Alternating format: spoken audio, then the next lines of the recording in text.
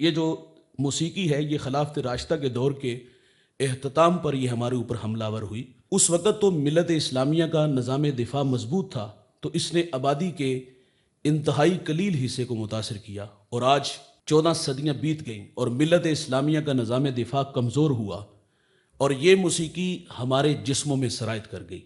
بقول اقبال کے آپ فرماتے تھا جو نہ خوب بتدریج وہی خوب ہوا، کہ غلامی میں بدل جاتا ہے قوموں کا ضمیر۔ کل تک جو روح کی سزا تھی آج وہ روح کی غذا۔ گانا گانے والا بچپن کا شوق اور اللہ کا فضل کہتا ہے، سننے والا اس کو روح کی غذا کہتا ہے۔ نہ گانا گانے والا غلط کہہ رہا ہے، نہ سننے والے اس کو گناہ جان رہے ہیں۔ میرے نبی صلی اللہ علیہ وسلم فرماتے میں محمد تو آلات موسیقی کو توڑنے آیا ہوں، اور فرمایا جو باندیوں سے گانے سنے گا اللہ قیامت کے دن ان کے کانوں میں سیسا پگھلا کے ڈالے گا۔ اما عائشہ رضی اللہ تعالی عنہا سے مروی روایت ہے، میرے نبی فرماتے جو اس حال میں مرا کہ وہ گانے سن رہا تھا، فرمایا مر جائے تو اس کا جنازہ بھی نہ پڑھو۔ عزت کی موت ہے بندہ گانے سنتا مرے۔ ہمارے گجرانوالہ میں ایک قاری قرآن تھے، قاری عبداللطیف جلالی رحمۃ اللہ علیہ، اللہ ان کی قبر پہ کروڑوں رحمتوں کا نزول فرمائے۔ آج سے تقریباً 1.5 اشرہ پہلے کی کہانی ہے۔ یکم رمضان ہے، نماز فجر کا وقت ہے، پہلی رکعت کا پہلا سجدہ ہے، پیشانی اللہ کے حضور جھکی ہے، سبحان ربی الاعلیٰ کے نغمے ہیں۔ اللہ نے فرشتے کو بھیج دیا، فرشتہ روح کف انصری سے کھینچ کے لے گیا۔ اس عالم نے، حافظ نے، قاری نے دائی اجل کو لبیک حالت سجدہ میں کہا، قیامت کے دن جب اٹھے گا تو اس کے لبوں پر سبحان ربی الاعلیٰ کے نغمے ہوں گے۔ او بھائی جیو شان سے، مرو ایمان سے۔ یہ کوئی موت ہے یار کہ بندہ گانے سنتا مرے؟ میرے نبی فرماتے 2 آوازیں قابل لعنت آوازیں ہیں، ایک فرمائے خوشی کے وقت گانا، اور دوسرا فرمائے غم کے وقت بین کی آواز۔ یہ دنیا اور آخرت میں قابل لعنت آوازیں ہیں۔ میرے نبی نے فرمایا میری امت پہ ایک ایسا زمانہ آئے گا، لوگ ریشم، زنا اور گانے بجانے کے آلات کو حلال قرار دیں گے، لوگ شرابیں پئیں گے، نام بدل دیں گے، تو پھر کیا ہوگا؟ اللہ اس قوم کے بیٹوں سے ناراض ہو جائے گا، اور ناراضگی کا اظہار کیسے ہوگا؟ اللہ انہیں کھینچ کے زمین میں لے جائے گا، بعض کو خنزیر اور بعض کو بندر بنا دے گا۔ ماضی کے دریچوں میں جھانک کر کے دیکھو، 2005 کا جھٹکا، اور وہ اتنا خوفناک جھٹکا تھا، مانسیرا تھے ضلع باغ تک 1,00,000 انسانوں کی ہڈیاں ٹوٹ گئی تھیں، سہاگ اجڑے، بچے یتیم ہوئے، ارمان کچلے گئے۔ سخاوت کے دیوتا لوگوں نے صبح کے اجالے میں دیکھا کہ ہاتھوں میں کشکول لیے بھیک مانگ رہے تھے۔ پرانی کہانی نہیں سنا رہا بھائی، یہ 1.5-2 اشرہ پہلے کی کہانی ہے۔ ایک جھٹکا لگا تھا، فرمایا جب آوارہ ہوں گے، شرابیں پئیں گے، اللہ زمین میں کھینچ کے لے جائے گا۔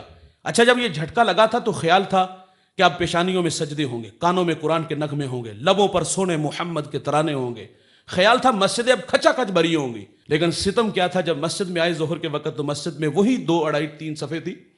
اور بھائی یہ جھٹکے لگتے ہیں، قوموں کو سنبھلنے کا موقع دیا جاتا ہے۔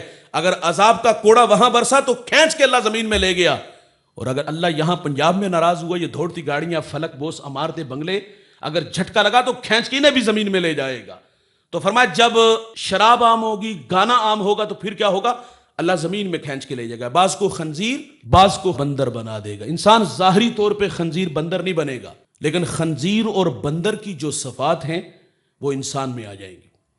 روحوں کی غذا میرے بھائی موسیقی نہیں ہے۔ ایلن بلوم ایک عیسائی مفکر گزرے، اس سے سوال کیا گیا کہ تیرے نزدیک موسیقی کیا ہے؟ وہ کہتا ہے یہ روح کی کچرا غذا ہے۔ تلبیس ابلیس میں لکھا ہے گانے میں 2 مضرتیں جمع ہے، ایک تو یہ قلب کو تفکر الہی سے روکتا ہے، اور دوسرا فرمایا گانا زنا کی دعوت دیتا ہے، ہم اس کو روح کی غذا کہتے ہیں۔ روحوں کی غذا موسیقی نہیں دوست، روحوں کی غذا ہے تو وہ اللہ کا قرآن ہے یار، جسے کافر لوگ بھی چھپ چھپ کے سنا کرتے تھے۔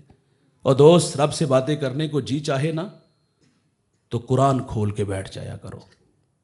مدینہ میں ایک گویا تھا، بوڑھا ہو گیا، اور جب تک آواز تھی لوگ گانا سنتے تھے، پیٹ کی آگ بجھتی تھی۔ فنکار کی عزت فن کے ساتھ ہے بھائی، فن ہے تو فنکار بھی ہے۔ فن کمزور ہوا تو کون فنکار کو جائے؟ بڑے بڑے نام آپ لوگوں نے سنے ہوں گے، لیکن جب بستر علالت پہ آ گرے، زندگی موت سے لڑنے لگے، تو کوئی ان کا پرسان حال نہیں ہوتا بھائی۔ یہ بھیک مانگنے پہ اور صدقہ و خیرات کھانے پہ مجبور ہوتے ہیں، ایڑیاں رگڑ رگڑ کے دنیا سے چلے جاتے ہیں۔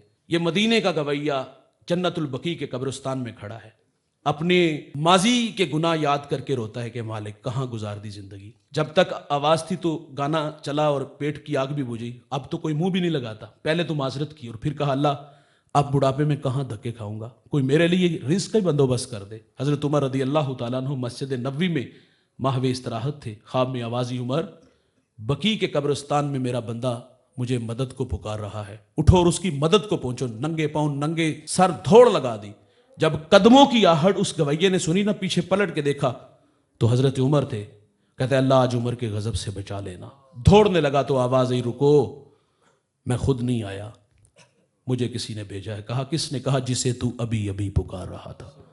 کہتے اللہ ساری زندگی دل تیری یاد سے غافل رہا، آج پیٹ کے لیے تجھے پکارا تو نے عمر کو میری مدد کے لیے بھیج، بس ایک چیخ ماری، جان جانے آفرین کے سپرد کی۔